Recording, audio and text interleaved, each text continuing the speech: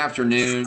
My name is Nick Fluellen. I'm a Senior Managing Director with Marcus Millichap, and really excited to be here with you all today. This is our fourth webinar since the COVID-19 crisis began, and it's been a lot of fun for us to put these webinars on. The feedback that we have received has been overwhelmingly positive, and so we just thank you all for listening and sharing your thoughts with us after we put these on. And our hope is that these are not only great educational pieces for you guys, but also that they give you some good historical context and motivate you to keep growing your portfolio in multifamily. And so we are appreciative of the continued support on this front, and just really love hearing from you guys afterwards. So I would say too, we'd love to have those follow-up conversations as far as just thoughts that come to mind. I've had a couple of longtime clients that have reached out after some of our last couple of webinars and have said, hey, maybe I've been doing this wrong, and maybe I should reconsider some of the things that I thought were a great business plan. So it's a pretty cool thing that's come of this, and we'd love to again have this conversation. So thanks for making time today. I think this is going to be a really enjoyable webinar. We've got my good friend John Griggs with us. We're going to spend the first part. I've got a little feedback here on my mic, so let me mute you guys in case I'm getting from y'all's microphones here. Hold on one second. You might need headphones on yours. Let's try that and see.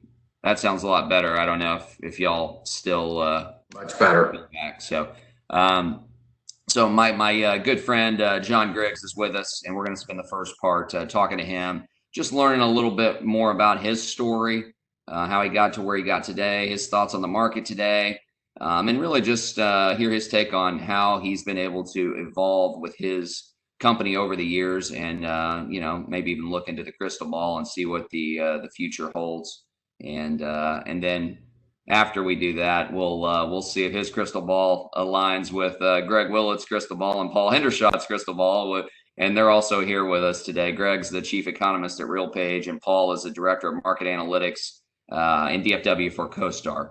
And then finally, Mr. James Ng will get on in a bit and give us a capital markets update and give us just kind of the latest and greatest that we can expect in the debt world today. And obviously, my good friend Paul Peebles will join in the second half of this call too and lead the charge. So.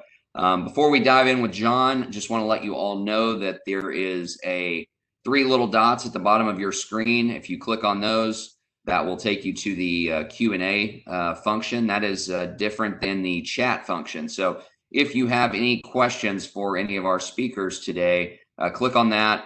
My partner, Bart Hoover, is monitoring those questions as they come in. And at the end of our time with John, he'll pop on and pick a few questions and ask those to John, and he'll do the same at the end of the call. So with that, let's get right to it. And again, joining us today is John Griggs. John is the co-CEO and co-founder of Presidium, and Presidium has a current portfolio of more than 13,000 units with a total asset value of more than $2 billion.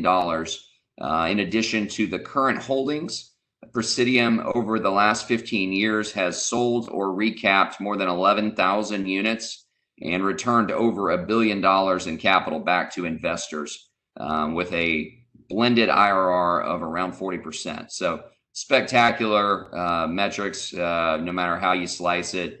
And then the newest evolution of Presidium, which has been really interesting to follow, and we'll talk a little bit about, is the new construction. And they have 7 deals currently under construction, 10 more in the pipeline, totaling over 5,500 units. So just an absolutely remarkable, mind-blowing number. And look forward to hearing more from John as far as how that happened. So, John, why don't you share with everyone what your background is and kind of how you initially got started in the real estate business? Yeah, absolutely. And first of all, thanks for doing this. This is really fun, and these have been great events that you guys have been holding. So, yeah, it's interesting. I've been doing this longer than it feels like in some ways. It's been 17 years. Started out as a young guy. I thought I always wanted to be a lawyer. I love debate and politics and kind of analytical thought and that kind of stuff. And went to undergrad at Stanford and got a degree in political science, which actually meant I pretty much had to go to law school to get a job. So ended up going to law school at University of Michigan and graduated in 98 and worked in Los Angeles in the late 2000s. While I was at law school, I met a guy named Cross Mosheri. We knew each other a little bit, but ended up in offices next to each other at the law firm in LA. And we quickly figured out that we didn't really want to be lawyers long term. So just kind of started to think about entrepreneurial things we could do. Around 2000, I actually kind of took a little break from pursuing the entrepreneur thing and moved up to the Bay Area. I had a brilliant idea to move to the Bay Area in the .com era and to work at a law firm there and hopefully join a startup and make millions of dollars as a general counsel. That didn't happen. I got there in spring of 2000 at Wilson Sonsini up in Palo Alto, and the .com market cratered, and I was struggling to kind of stay afloat there and to keep my job. But it ended up not being a bad thing. The firm probably laid off 40% of its associates. I stuck around and did whatever work I could to stay relevant, and ended up getting paid a decent wage and not being all that busy. I went from working 70 hours a week to 40, and had some spare time. So at that point, Cross and I really started to look at doing something entrepreneurial. And we figured that residential real estate was something we could jump into with the resources we had. So we looked all over California. He was in LA, I was in SF. We couldn't find really anything that made sense. He just needs so much money. And then looked in Arizona and thought, wow, this is actually a growing state. And, we can actually buy stuff here that we can afford. So we each took about $100,000 and bought 8 fourplexes, levered them to the hilt. I would not advise anybody to take our financing strategy.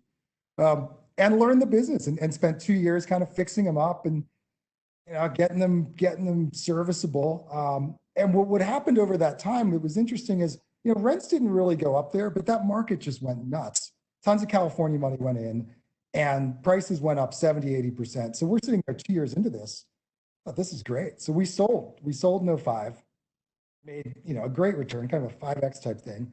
And then started looking for the next real estate opportunity. And by that point, the housing bubble was getting a little scary. So California and Florida were a little nuts. Vegas and Phoenix were crazy. And we started looking around the Western US, and Texas really looked good, really for the same reasons it does today. I mean, kind of population growth, job growth, business friendly, all those things. And so we took the plunge and started making trips out to Dallas and found a deal that's a little over 100 units. And it was like the biggest piece of real estate we could imagine. It was, $3.5 million. We raised a little over $1 million from friends and family. And it just seemed like unbelievably large in scale. And that was our first deal in 2005. So with respect to that, tell us about the debt on that deal. Yeah. So, just got debt from a community bank that was kind of was actually Silvergate Bank out of San Diego. I think they've been acquired, but and they kind of provided about 75% acquisition financing, and it worked out pretty well. We were total newbies, so it took a while for us to get there, to figure out how this stuff was financed. But back then it was a little bit less of a frothy market. We got extensions on our contract fairly easily. It didn't go hard on our earnest money for quite some time. I mean, really, I don't think we could have pulled that off in the same way today. But it worked out. So with that first deal, let's see here. With that first deal, the idea you had a 5x in Phoenix, so you had a lot of money right there. Then you find this deal in Texas. You buy this deal, you're raising a little bit of money. Was the early strategy to get in and out of deals? I mean, how are you trying to establish your reputation and strategy in those early years? Yeah, it was. I mean, it was essentially to go in to raise rents and hopefully surf a, kind of a value creation wave and exit or refi in the, the first few years. I mean, that continues to be a pretty good strategy.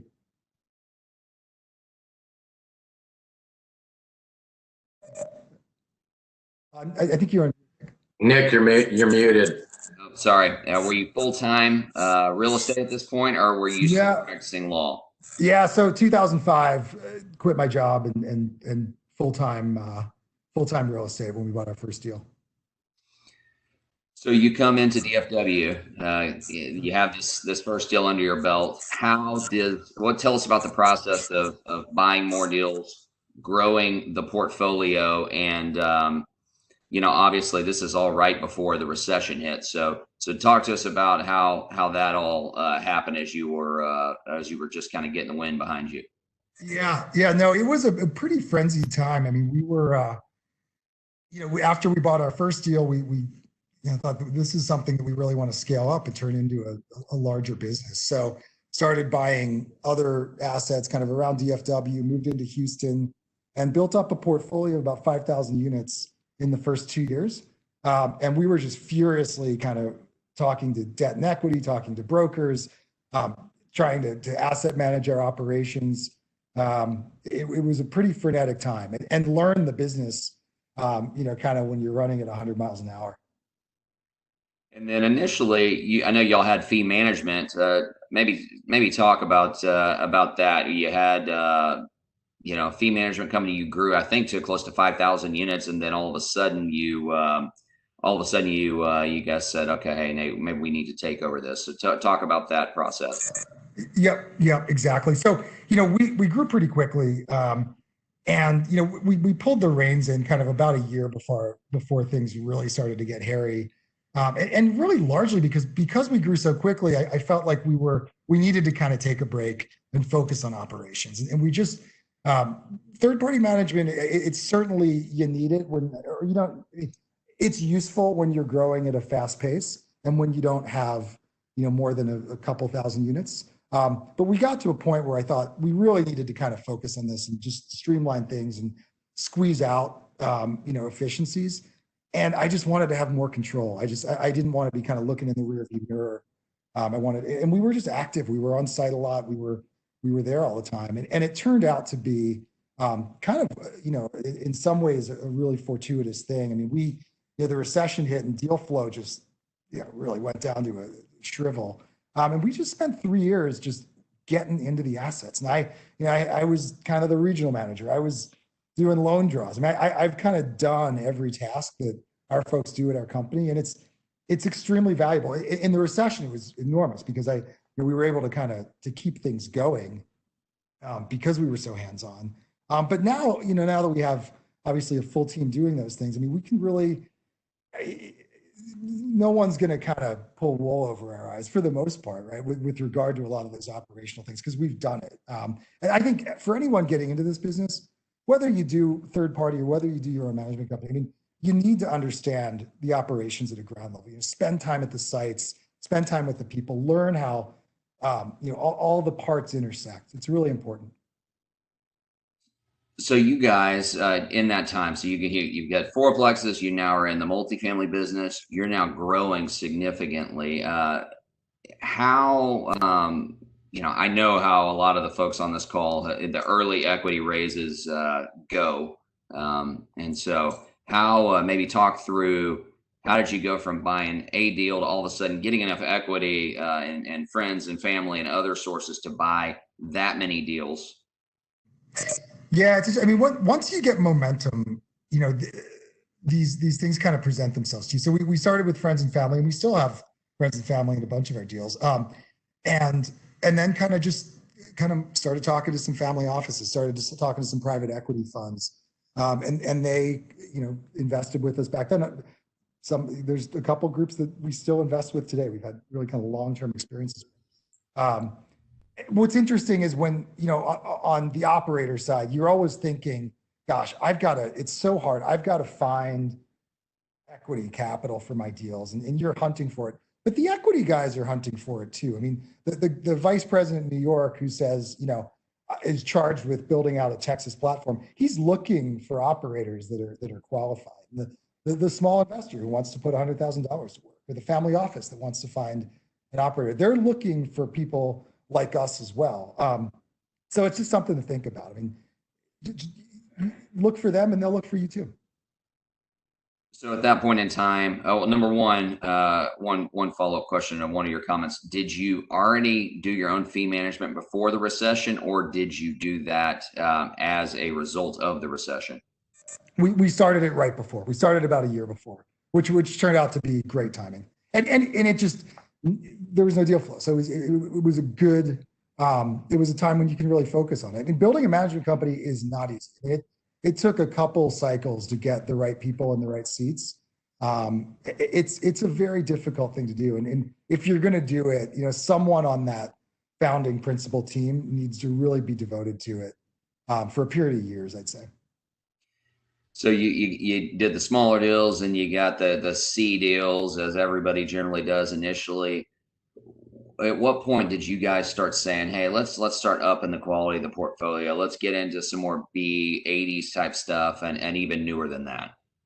Yeah, we did that certainly before the downturn, and then coming out of the downturn, once the sky started to clear, it was 3 years of kind of scrambling to keep everything going, and it ended up coming out okay. And one day things kind of stopped getting worse, and we thought, let's get back into this. Let's start building kind of the next portfolio. And so in 12 we started to do that, and what really changed from kind of pre-08 to now is just the quality of the rehabs. And so before, in the old days, $2,000-$3,000 a unit was pretty normal. After 12, 13, 14, these things got a lot more elaborate, and I think that's a good thing, because when you take an asset 70s, 80s, even 90s, I mean, you need to put capital into this to make it serviceable. So we started to build out in 2012 kind of a full kind of capital improvement team, and we would buy newer assets, but we would still buy older assets. But if we bought older assets, we'd put the money in day one to fix the stuff that was broken or that was going to break. And I think that's a critical thing for anybody in this business to do. If these assets don't heal themselves, they need money if there's problems with them.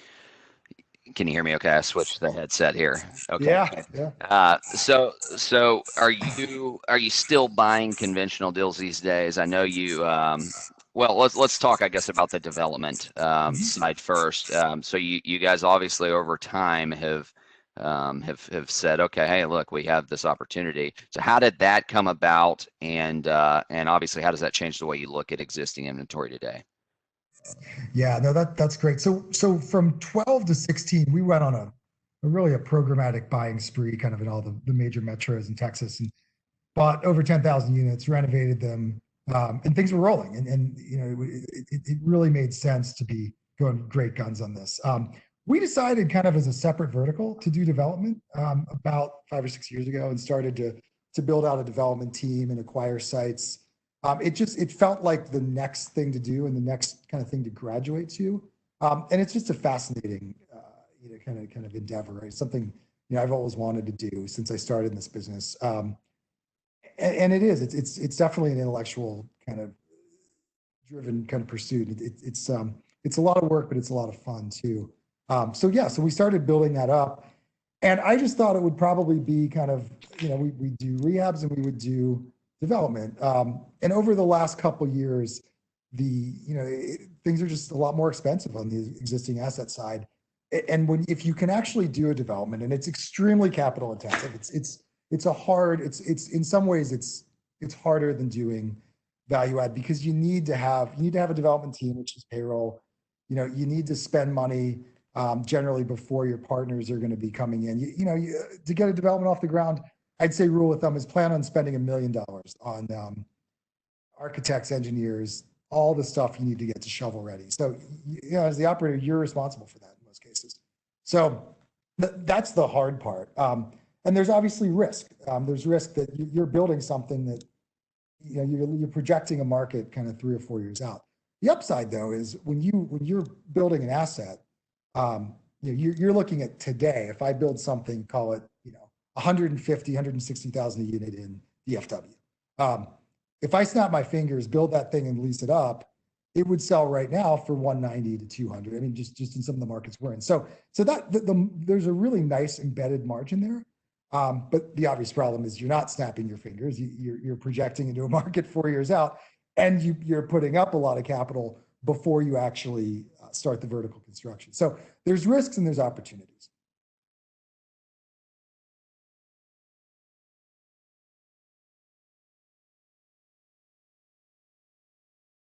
Nick, you're muted. You're muted, Nick. Sorry, I'm trying to avoid the feedback here. So are you guys still doing conventional deals today, or are you still looking for opportunities on that front, or are you pretty much just focused on the new construction at this point? Yeah, I mean, we would absolutely do value add more of it. I mean, we still have a large portfolio of 13,000 units that a lot of them are covered land plays at this point, but we if there's an opportunity, if there was ever kind of a hiccup in pricing, which I thought might happen with this, and it looks like it's maybe not happening, we would be in great guts because we have the team to do it. I mean, we could gulp 5,000 units in a year and go just full speed ahead on rehab. And it's a great business. If you do it right, you're returning capital inside of 18 months. The returns can be spectacular. So no, I love it. And we would do it. But kind of where we are now, we've built 2 deals that have been leased up, and 350 in Austin, 350 in Jacksonville. We have 2 that we're about to deliver, 270 in Pflugerville near Austin, 200 in Frisco near Dallas, and we've got 3 under construction, 400 in North Fort Worth, 370 in Jacksonville, and another 370 in San Antonio near the Rim. And hopefully we're probably about to break ground on 2 more, 1 in Dallas, 1 in Austin in the next kind of 3 to 4 months. And we have, kind of a pipeline behind that we're actively programming. Well, I don't know how you sleep at night. It sounds like you need all 24 hours in the day to get this stuff done. But let's. So we've talked a little bit about some of the highlights, obviously, and those are exciting to talk about. But over the years, with the recession and just as you guys have evolved, I'm sure there's been some challenges. So maybe touch on some mistakes that you guys made, or some some things that you would go back and do a little bit differently in maybe the earlier days. Yeah, absolutely. And we're constantly learning. I mean, there's always things you learn. I think the one thing I think that's really relevant for folks in the value add space, go in with all the capital you need for your renovations. I mean, that's something that I would say is paramount. And if you have to, you're always going to have to squeeze something to get to the number, especially if you're dealing with quality brokers like Nick and Bard who get the top price. You're going to have to squeeze your underwriting. The one thing I'd say, don't squeeze your capital budget. Don't do it. If you're looking at a chiller property and people are complaining it's hot in the summer, don't budget $50,000 a year for chiller repairs. Figure out the problem and go in and get it done. And then also have some reserves. I mean, plan to have 1 or 2 months of expenses just sitting there. Don't over distribute and then kind of put yourself behind the wall. So that's a critical thing on the financial side. And then one just thing that's more of just kind of a communication thing is, and this is hard for everybody because we're in this because we're optimists, right? We think tomorrow is going to be better than today. But when things are difficult, talk to your investors. Tell them what's going on. Number one, they're smart people. They probably already know that, if there's kind of a greater economic issue, they're aware of it. So let them know how that's impacting your asset. But don't hide the bad news. Tell them what's going on and give them a heads up that, if there's not going to be distributions 3 months from now, maybe tell them now. And people appreciate that. They really do. They appreciate the honesty. Yeah, I think that's great advice. Both of those pieces I think are really, really good advice for right now. And obviously the people have had to get good at maybe delivering some not as pleasant news here recently in light of some of the uncertainty in the market, though obviously we've done better than we expected. So with that, since you own so much conventional so many conventional deals. Let's talk COVID crisis and operations. So maybe start with how was May across the portfolio from a collections and leasing standpoint? Yeah. So we were down about 5% in collections in April. In May, we were up about 3%. And this month we're tracking up again. So I think it was David Moore on a previous webinar said, if you looked at our operating statements, you wouldn't know that there had been this massive calamity. And that's really true. So we're fortunate. It still makes me very nervous because it's somewhat artificial, propped up by enhanced unemployment benefits and other kind of goodies that are keeping people flush. But I'm getting, I think we are seeing the skies to brighten a little bit. And I think, especially in Texas, you're going to see the economy get better again. Did you guys halt distributions on your deals? We did, yeah. And we're looking at restarting them probably in the next month or two on some assets. Yeah. And so if you were looking ahead for the rest of 2020, what's your crystal ball say in terms of operations? If you had a gut feeling, I know everybody's a little nervous when stimulus money runs out and enhanced unemployment, but what's your take? Yeah, I mean, I think, because it's an election year, I don't think it's in anyone's political interest to create poverty. So I have a feeling, I'm pretty sure there's going to be an extension of benefits. I don't know if it's going to be the full boat, but people are going to be kept afloat. And then you're actually starting to see the gears engage a little bit more in Texas. People are getting back to work. Traffic on the freeways is picking up. You're seeing people out and about. And interestingly, you're starting to hear whispers of the kind of big announcements that fueled this before. I mean, Tesla, it's no secret, is looking at Austin as a HQ2 or relo. You've got, Facebook announced they're probably hiring 1,000 people in Dallas. The couple million square feet of new industrial announced in Alliance, where we're building something. I mean, these kind of things that used to be every week, they're starting to pick back up again. So the tailwinds for Texas are just enormous. And I think it's only going to get better. So a lot of times in a, I mean, obviously this is a unprecedented time in terms of the global impact of what we've been dealing with. But a lot of times when you have uncertainty in the market or a recession, people freeze and they want to wait and they're uncertain. And I guess I'd love to hear just some brief comments on what is your attitude or mentality when it comes to acquisitions in the marketplace right now. Is this, you talked about, hey, maybe there's not as much of a deep discount, which I think is true. The values aren't really affected a ton right now, but what kind of mindset do you have, and do you think people should have as they're potentially considering opportunities right now?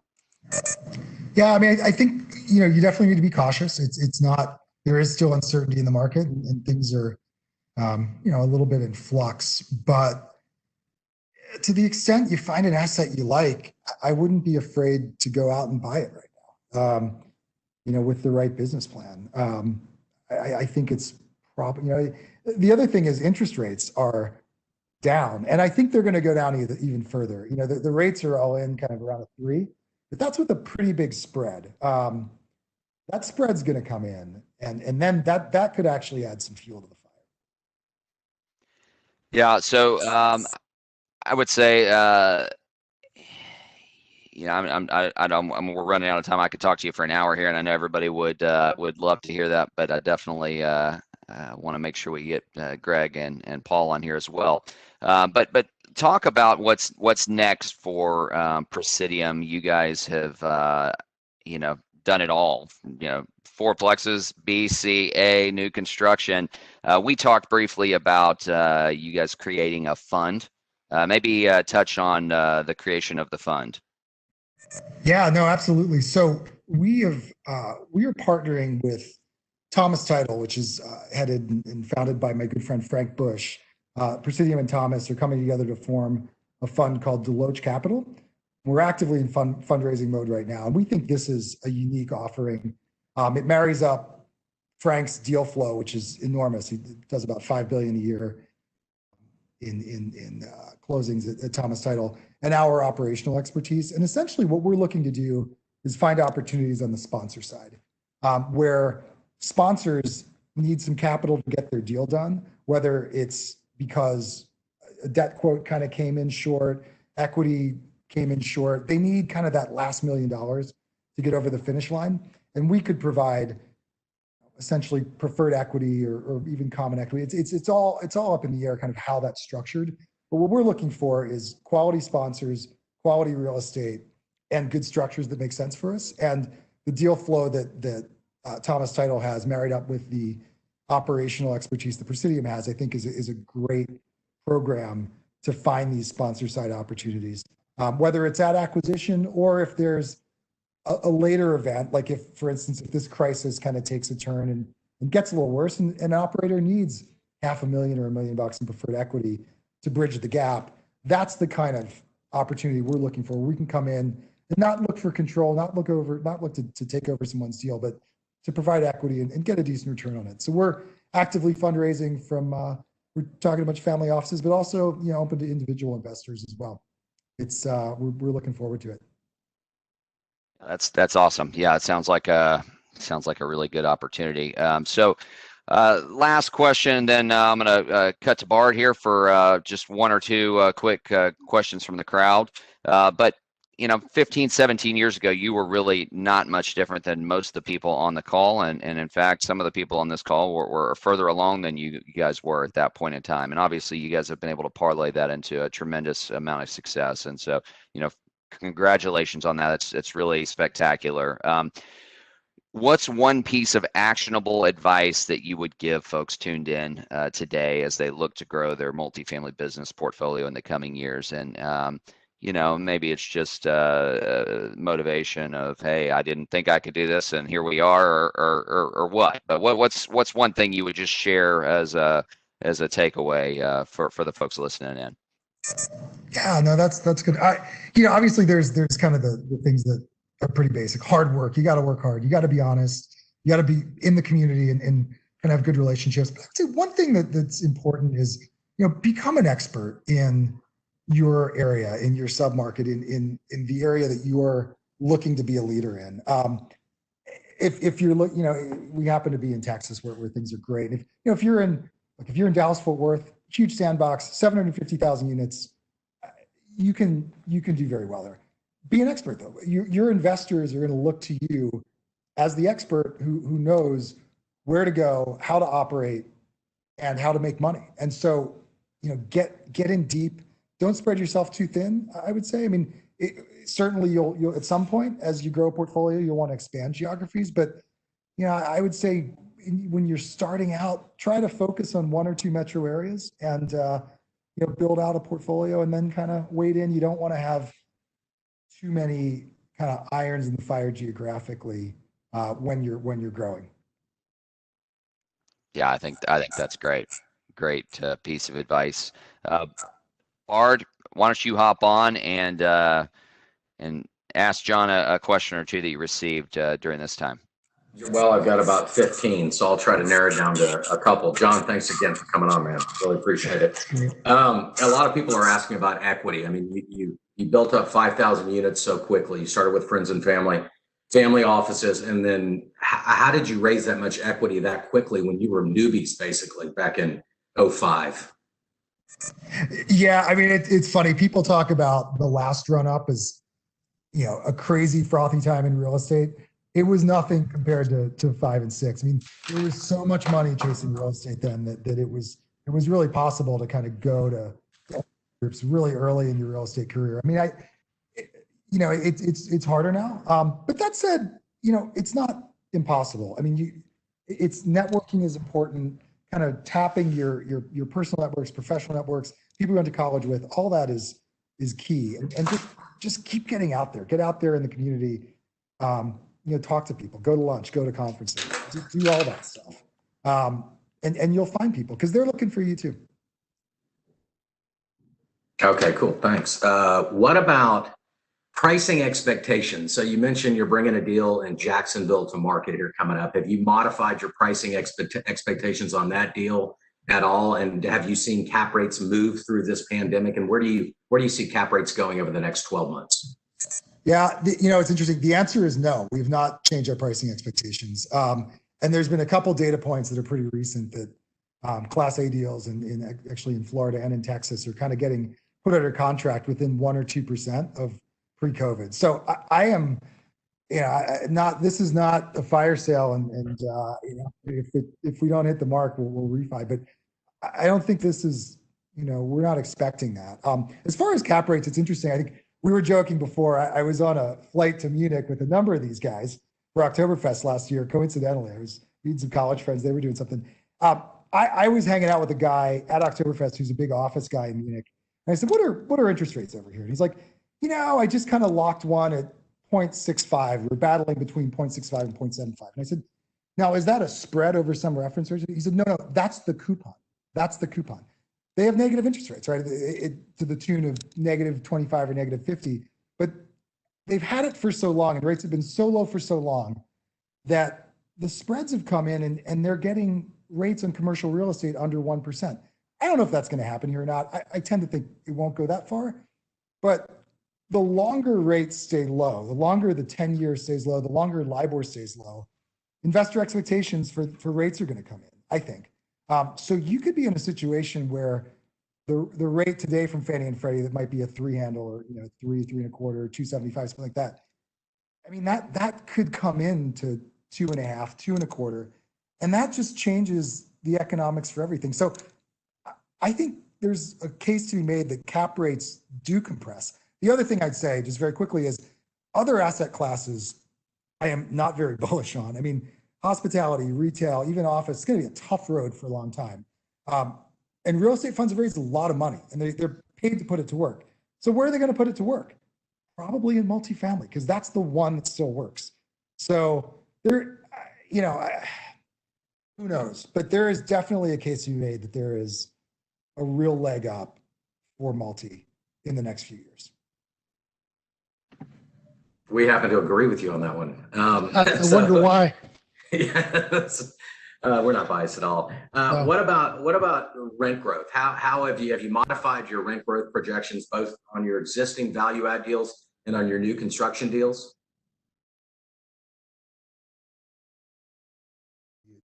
There we go.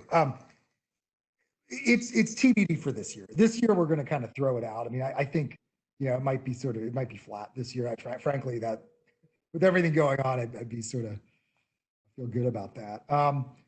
But yeah, look, I think going forward, rent growth's going to return. I don't know that it's going to be the furious pace it was the last few years, but we're going to see. I mean, we're going to see kind of a 6-month real decline in starts, which means there's going to be a window, a year and a half from now, where deliveries are going to be way less. So, Austin at 10,000, DFW at 2025.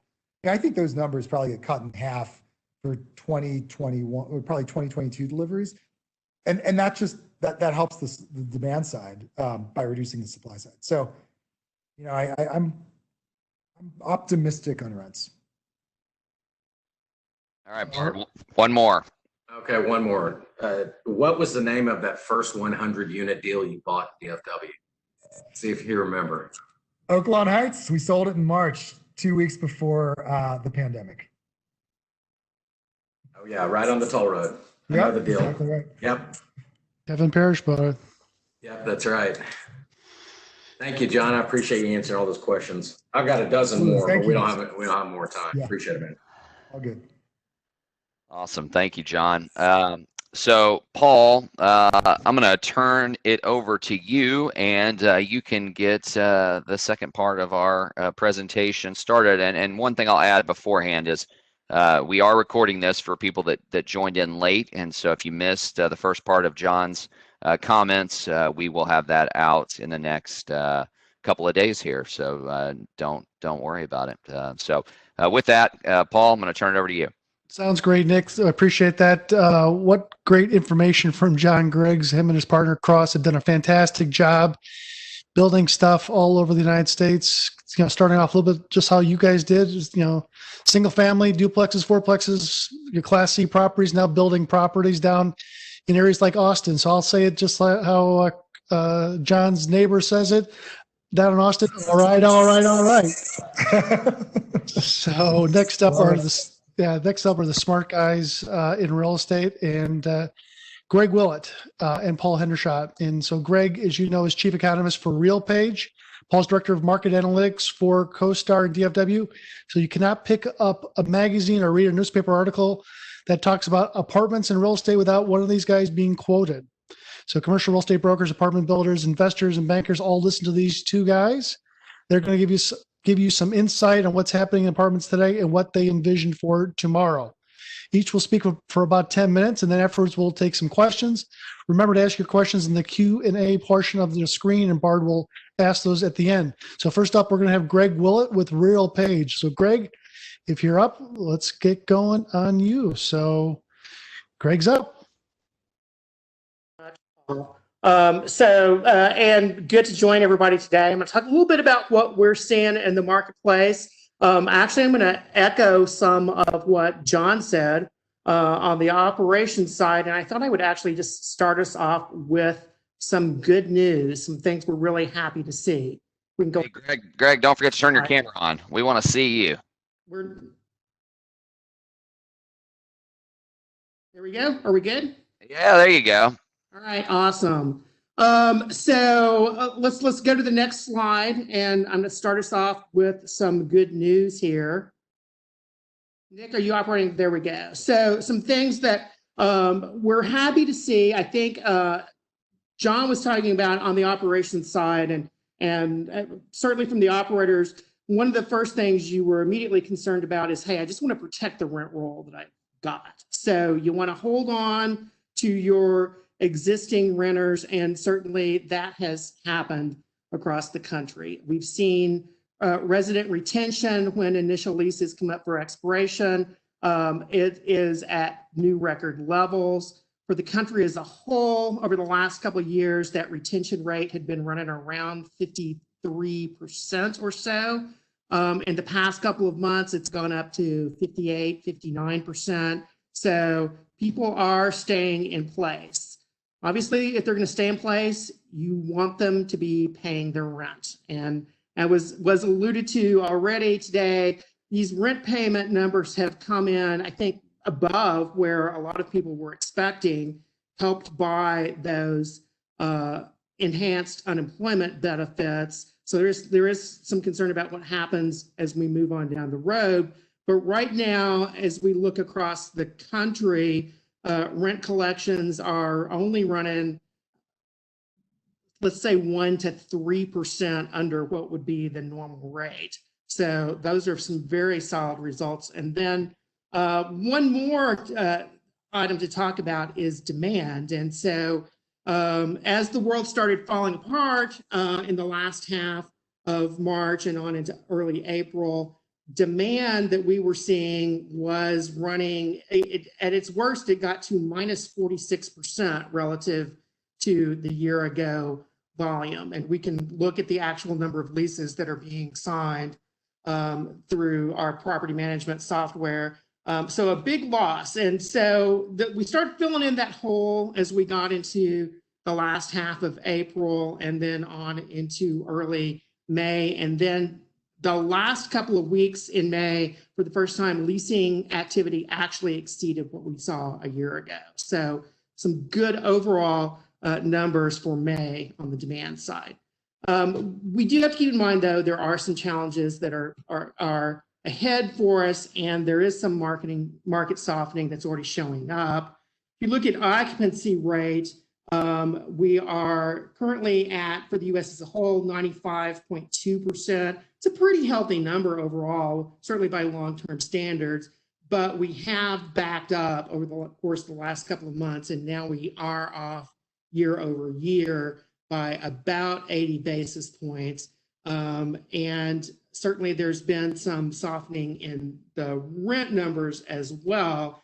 If you look at effective asking rents, which are really what would be out there on internet listing services, or what you would be told if you call the property and ask what the rents are, and also factor in the concessions that are being offered there. Those are off a little bit, but again, via the property management software, we can see what the leases are actually being signed at. And in a lot of places, these executed leases are much lower than the asking rents at this point. Go on to the next slide. And so for in May, for the country as a whole, these executed lease rents were down about 3.8% relative to what we saw a year ago. Varies a lot by market. There are a handful of places where rents are still going up a little bit. A lot of markets are essentially flat year over year, and that includes most of the Texas markets.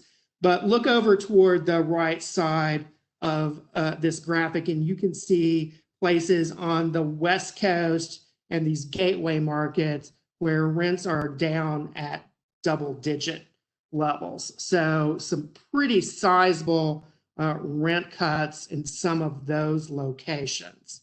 And the place you don't want to be right now is where John started his career, Bay Area, really taking down the rents very quickly, and also seeing some pretty significant loss in occupancy in those markets as well.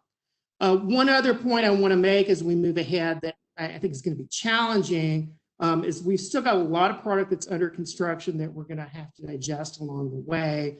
About 600,000 market rate units still under construction. Dallas, Fort Worth, and DC, the leaders in building activity by a pretty big margin, but a lot of places have some significant product on the way. I was thinking that we were going to get a meaningful break in discussion, but John's going to keep building. So we will see how much it actually slows down once we get past this wave of completions.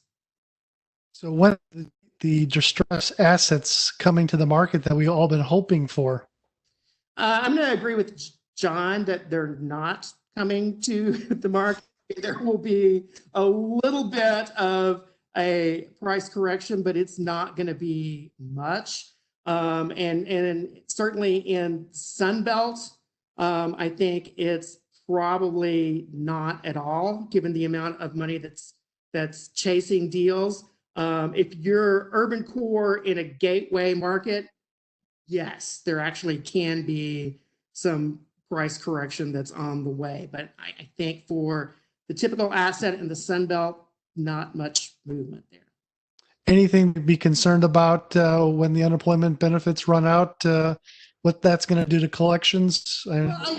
Yeah, I will say a good signal is that if you look at some reporting from some of the consumer banks, and I'll particularly cite Bank of America, they have said that households that tend to hold small balances in their checking accounts, that they've run those up in the past couple of months. So people are clearly banking some of those enhanced unemployment payments to deal with at a future time. So I wouldn't be surprised, frankly, if we're still okay for a couple of months after the unemployment payments, the bigger unemployment payments run out. But somewhere on down the line, yes, it is going to get more challenging, and it's going to get more challenging in that Class C space, especially, and in some of those small deals where they're very dependent on cash flow. Let me throw the microphone over to Paul Hendershot with CoStar. Paul, I'll let you take it from here. Paul has a little bit of a presentation here for you. Nick? Okay. And great job, everyone. It's this has been a wonderful presentation so far. I'm learning quite a bit. I'd like to thank everyone for taking time out of their busy days to learn about the apartment market. So just I want to say a couple things. Looking at I cover all four major food groups, and it truly is the multifamily or apartment market is the most dynamic in my opinion, because due to the fact that people are voting with their feet, they have shorter leases, they can change leases and basically move. And in terms of the comparison to the industrial market, it's definitely just been on fire even throughout this pandemic. I would say office is kind of a push. They're in a true pause at this time. And really the retail is, just been a bloodbath, and we can talk about that a little bit later. So let's go ahead and get started with the content. Okay, so one thing I have been watching is just, we'll go through a few slides just in terms of Texas economic activity and what we're seeing in DFW. One thing I am concerned with is the sales taxes. Many metropolitan areas, including Houston, for example, 25% of their revenue is from sales taxes due to the fact that we do not have an income tax.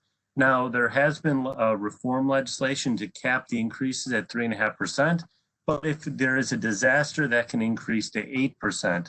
And we're already seeing some grumblings in terms of reassessing values, and that will definitely have a major impact on the commercial real estate community. So this is something that we are tracking, and I advise everyone to get ready to basically contest their appraised values in the near future. Next slide. Now, this is why my colleague Greg started out with some positive news. I'll just get the bad stuff out of the way. Well, we've just seen the increase in number of unemployed in DFW has been staggering, to put it mildly. Just to give you a frame of reference, in 2019, we have a labor force of about 4 million people in Dallas-Fort Worth, unemployment 3.9. The average number of unemployed has averaged about 129,000 since throughout 2019. Starting in January, the number has now jumped to over 470,000 people are currently out of work. And we can dig a little bit deeper to see who has lost their jobs most recently. And it really comes to no surprise, leisure and hospitality is really taking it on the chin. 146,000 job losses, followed by professional and business services and education and health services. Keep in mind, Dallas-Fort Worth is a very diverse economy, and we are riding this out a lot better than places, other metros I work in and do this presentation.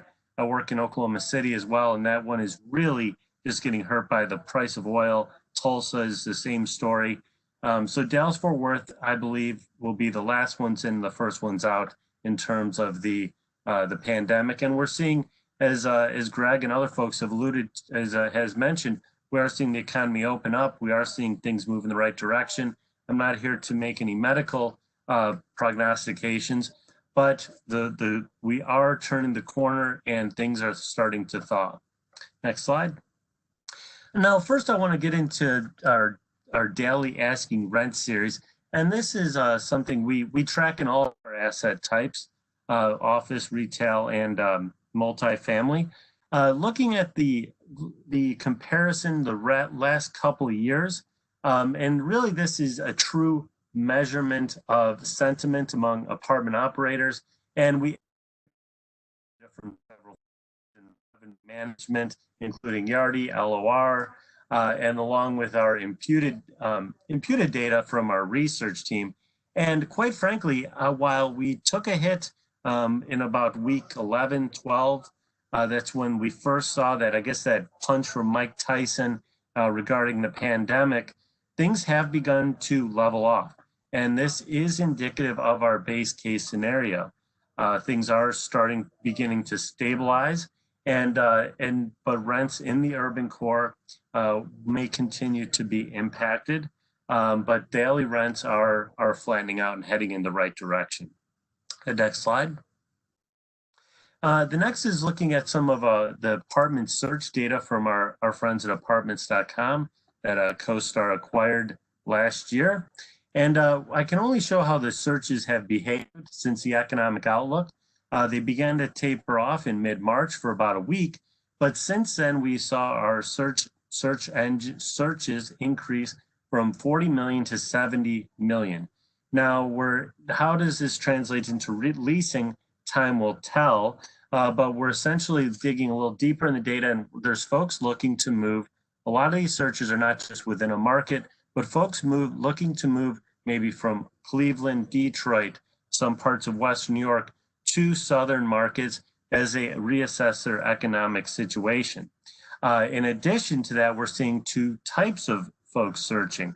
First would be that person who's kept their job, the professional who's working from home, has a roommate and wants to either move into a bigger space or essentially get away from their roommate. The second side of the equation is, the other half of the equation is really that person who is looking to couple up, roommate up, and their financial situation may be a little bit more precarious. So the bottom line is, if you do have apartment for, I guess, if you're advertising an apartment, people are searching for space right now. Next slide. And in terms of concessions, these are looking at the existing properties and new properties. And new properties are those that are in either lease up or basically less than a year old. And through May, over 60% of the new properties are offering concessions. About 40% of existing properties are offering concessions. And they really do vary by submarket and class. For example, Trammell Crow's Alexan on Lower Greenville, that was completed last year. They have concessions ranging from 12 to 16%. That translates to about 3 to 4 weeks free. On the other side of the spectrum, we have Amalie at the Fountain Place. They are really one of the higher end apartments in Dallas, recent construction, over $3 a square foot, $2,100 for a 600 square foot place. And they're offering, if you are a first responder or in the medical field, waiving application fees and deposits, about $500 off. Next slide. So next, let's dive into construction a little bit deeper. And here we have on the y-axis the number of units under construction, and the x-axis is the percent of inventory that's under construction. And the size of the circle is the number of units under construction. And it really is, as the previous presenters discussed, Dallas-Fort Worth has a tremendous amount of supply coming online.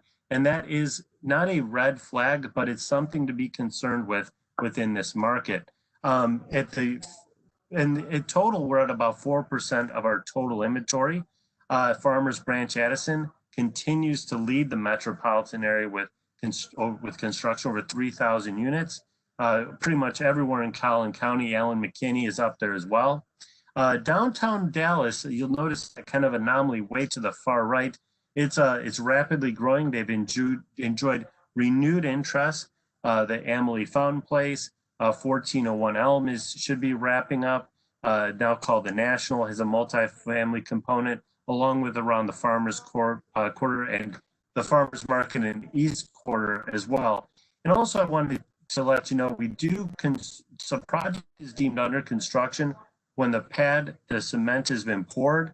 And we track a lot of different types of assets, and we do this for consistency. Next slide.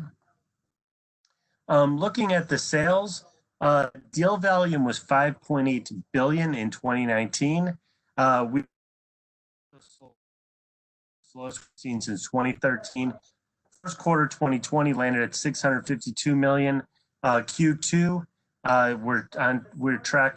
we've had about $66 million in sales. So, we have a little bit catching up to do in the next month, but the market is beginning to thaw. And I think underwriting is taking place. I think folks just were on a hit the pause button, for lack of a better way to describe it, the last couple months. In terms of our sales by month, number of transactions between 2019 and 2020, we were decent start to the year in January, but again, we see this begin to taper, about 74% down 74% April through May in 2020 compared to 2019. By geography, deals are fairly spread out. The mid-cities, Arlington, taking up a lot of the value-add the lion's share of those type of plays.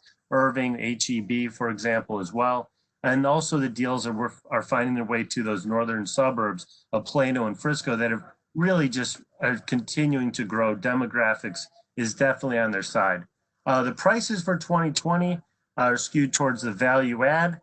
Prices pre-pandemic topped out about 138,000 units, and we were well on our way to breaking that $140,000 unit threshold.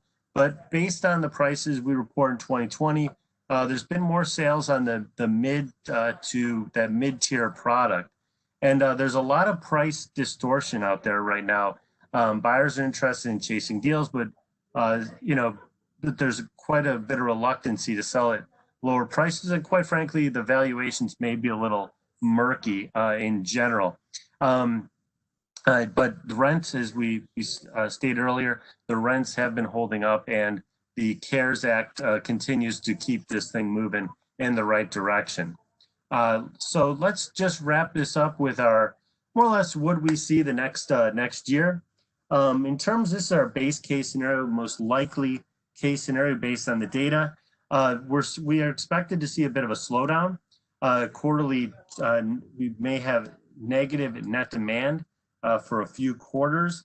Looking at, but in 2022, 2020, we have 18,400 units delivered, and we're right on track really for that to happen.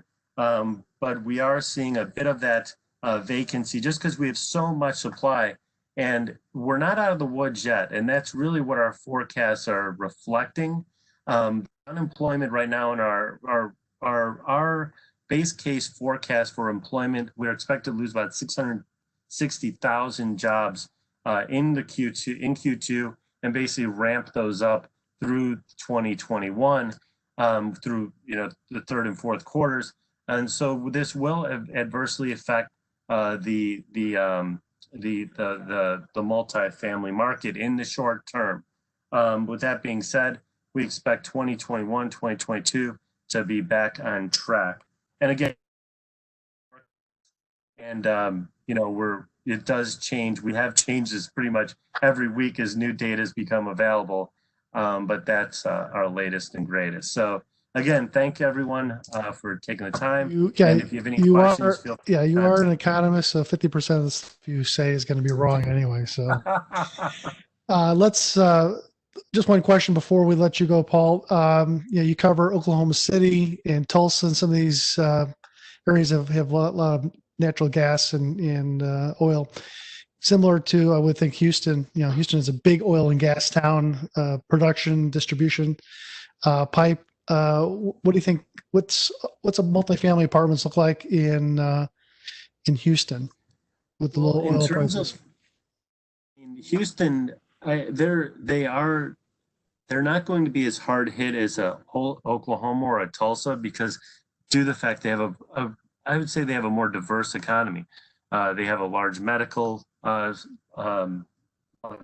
activity, along with transportation and logistics that should help bolster those compared to the folks up in Oklahoma. Overall, in terms of the multifamily market, we are seeing the same forecast very similar to Dallas-Fort Worth, due to the fact that they have diversified their economy. But the fact of the matter is they are going to be hit in the short term with the price of oil. But overall, they should fare better. They should fare somewhere, if I were betting, not as good as Dallas, better than Oklahoma City. Gotcha. All right, let's turn it over to James and give us a little bit of update on the capital markets. I'm going to throw over to James. James, what's going on out there, the professor? Yeah, thanks. Nick, can you hear me okay? All right, I'll just start going. We got you. All right, thanks, Nick. So the first slide here, touch on CMBS. On the top left, you can really see on the multifamily side, they saw a slight uptick, from 2% to 3% on the delinquency in May, but the big ones were in hotel and retail, going up to 19% and 10%. So essentially those people missed their first payment in April. And then you can also see on the conduit spreads, you can see that the triple B spreads are still very high on the CMBS side the last couple weeks. So you can go next slide, Nick.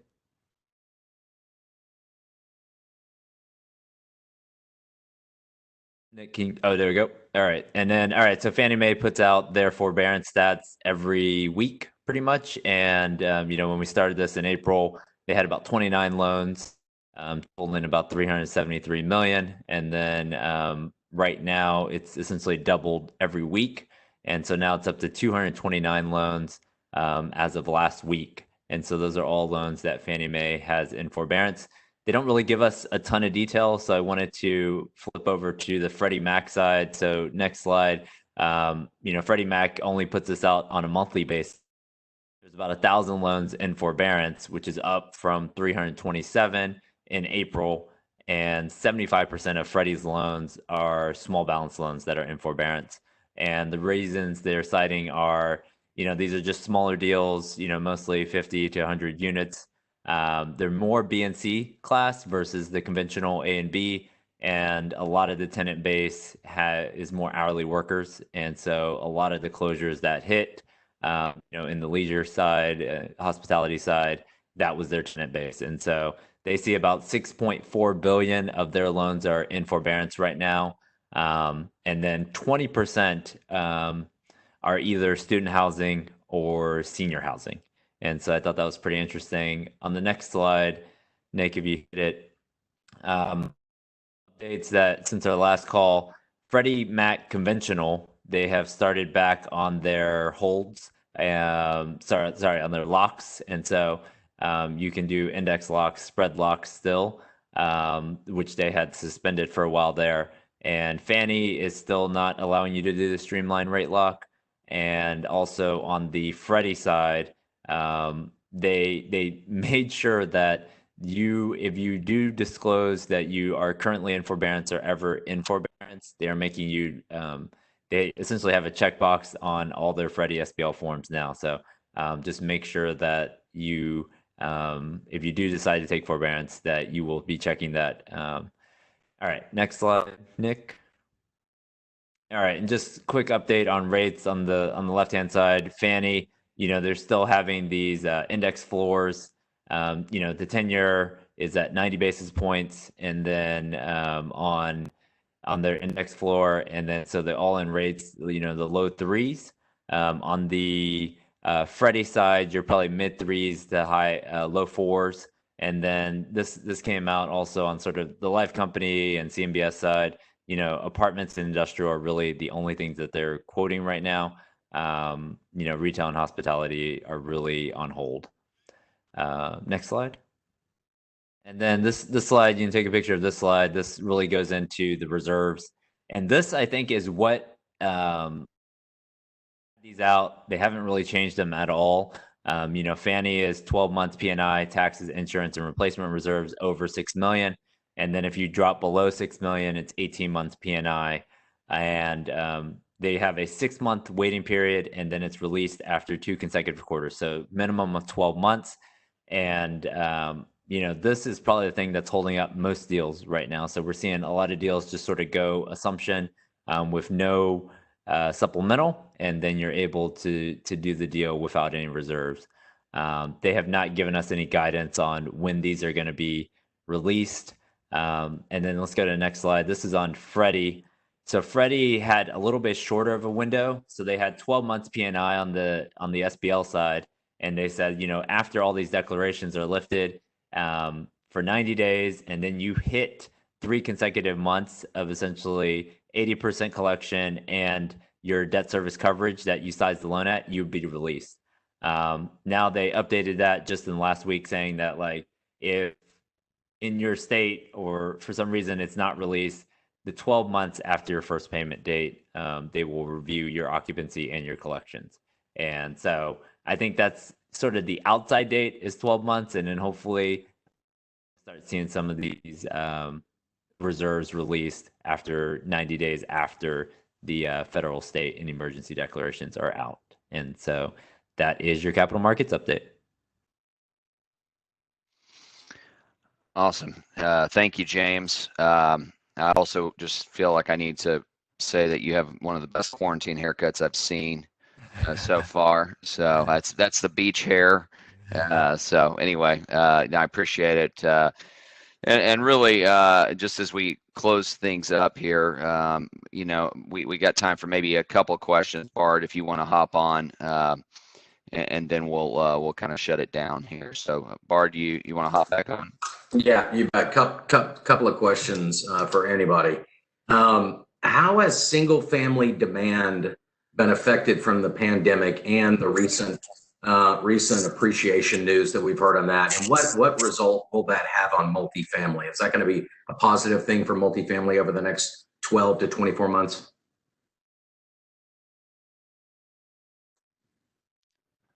So I have everybody muted. So if you want to answer that one, unmute yourself and then go for it.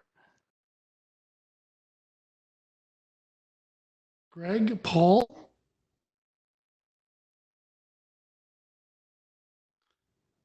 I'll let Greg take that one. I mean, as far as, I mean, I haven't been I'll be honest, I haven't really been tracking the multifamily market. I believe there are the single family market. Yeah, the single family market up till this point. So I really couldn't, I'm not in a position to really add much. How about? Do I have my mic on? You're on, Greg. On. So we have seen sales activity on the single family side hold up a little better than maybe some folks were anticipating. But in the big picture, I'm not worried about losing renters to single family. I think, you know, we got lots bigger problems than that. Okay. Do you see rent control? There's kind of a movement for rent control in Texas. Do you see that ever coming to fruition in Texas? No. I'll jump in and say it'll get discussed a lot in Austin, but it's not happening anywhere. Yeah, I agree. I mean, it's not gonna happen anytime soon. We'll have an income tax before that happens. Okay, so as we've seen with the lack of rent collections on both coasts being at the highest percentages in the country, and it just seems like it just continues to be more of a mess on both coasts in many regards. Do you see our population growth here in Texas even getting better than it has been? Yes. I mean, the long story short is it's just become so unaffordable to live in these places. If you're a young person starting out in their career, I mean, it used to be, you know, that was where you'd go make it more or less. And it's almost, it's becoming unaffordable. Like as someone who personally lived out on the West Coast for a while in San Diego, it's almost impossible. So I definitely think people are reevaluating, and I think we are looking at the way we spend money, the way we save money, the way we're valuing our time. And I think part of that will be folks are going to look at affordable options, and Texas will benefit. Places like Charlotte may benefit as well, along with Phoenix. So there's another one down there. But definitely Texas will benefit from this. We have been. I actually want to have John answer a question for me. John, are you guys with all this craziness about people not returning back to offices on your new construction deals? Are you guys reassembling or rethinking offices like a WeWorks inside some of these developments that you guys are building, or reconfiguring some of the work areas of your buildings? We are, yeah. So we're looking at kind of office suites and in kind of common areas that people can use. We're also looking. I mean, we're going to do on future developments kind of touchless entry, you know, that kind of thing. I mean, it's you know, for the foreseeable future going to be part of the reality. So. John, what about even a little office space inside of the units? Are you modifying the interiors any to accommodate maybe a little office? Yeah, I mean, we're building in kind of more like just a kind of a cut in where you can kind of put a desk and a computer, maybe not a full room, but just sort of a built-in kind of desk type thing. Yeah. Yep. We're looking at that as well. All right, guys. Well, we like I said, we have such good folks on this webinar today. We could sit here and talk about this all day. And I just, on behalf of Marcus and Millichap and Fluellen Hoover Multifamily and Old Capital. We really thank you guys for joining us. We know there's a lot going on right now, and John, we go back to the very early days of Presidium, and I'm real thankful for our friendship and appreciate you hopping on here with us. Paul, Greg, you guys are awesome. We are really grateful for your time and just keeping everybody informed. James, thanks for vacationing, but still hopping on and making time to keep us informed. I assume you're vacationing. I don't know why else anybody would be in Florida right now. And for everybody that's still on the call right now, again, replay will be available soon. We appreciate it. We would love to have further conversations about some of the topics we talked about today. If new ideas have popped into your mind as a result of some stuff you've heard, we'd love to kind of strategize with you about that. We hope everyone is staying safe and healthy, and best wishes for a great June and rest of 2020. And we will talk to everyone very, very soon.